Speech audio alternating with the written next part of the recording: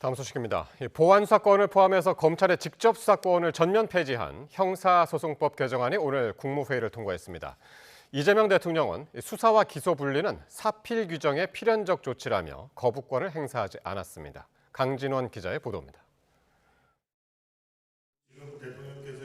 지난달 31일 더불어민주당 주도로 국회 본회의를 통과한 형사소송법 개정안이 이재명 대통령 주재로 열린 국무회의에서 의결됐습니다. 법률안 공포 전 마지막 문턱을 넘은 겁니다. 이로써 지난 1954년 형사소송법이 만들어진 이후 70여 년 동안 검찰이 갖고 있던 직접 수사권은 완전히 폐지됐습니다. 경찰에서 송치받은 사건에 대한 보안 수사권도 마찬가지입니다. 검사에겐 경찰관에게 보안 수사를 요구할 수 있는 권한과 공소 제기, 그리고 공소 유지를 맡는 역할만 주어졌습니다. 반면 경찰의 경우 경찰청장과 국가수사본부장 등 치안감 이상 최고위 수뇌부에도 직접 수사권이 부여됐습니다. 이 대통령은 법안 심의에 앞서 과도하게 집중됐던 검찰권의 폐해를 꼬집었습니다. 기소를 위해서 수사할 수 있다라는 이 권한을 무소불위로 악용하며 있는 사건을 덮거나 누군가를 정해놓고 처벌하기 위해 별건 수사.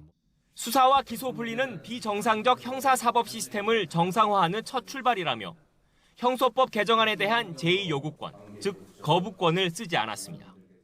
국민의 삶을 더욱 안정적으로 지키기 위해 모든 권력기관은 예외 없이 국민의 통제 아래 두겠다라는 사필 규정의 필연적 조치입니다. 다만 수사 주체가 경찰로 일원화되는 데 따른 부작용을 우려하며 경찰의 자성도 촉구했습니다. 민중의 지팡이인 경찰 역시 뼈를 깎는 자세로 내부 비리 근절과 피해자의 실질적 보호, 민주적 통제 강화에 총력 매진함으로써 이 대통령이 공개적으로 경찰의 수사권 독점과 비대화에 대한 우려를 표명한 만큼 관련 법령 정비 등 후속 조치가 뒤따를 거로 보입니다. 이런 가운데 이번 국무회의에선 선거관리 부실 사태의 진상을 규명하기 위한 특별검사 임명법도 처리돼 곧 특검 수사가 본격화할 전망입니다. YTN 강진원입니다.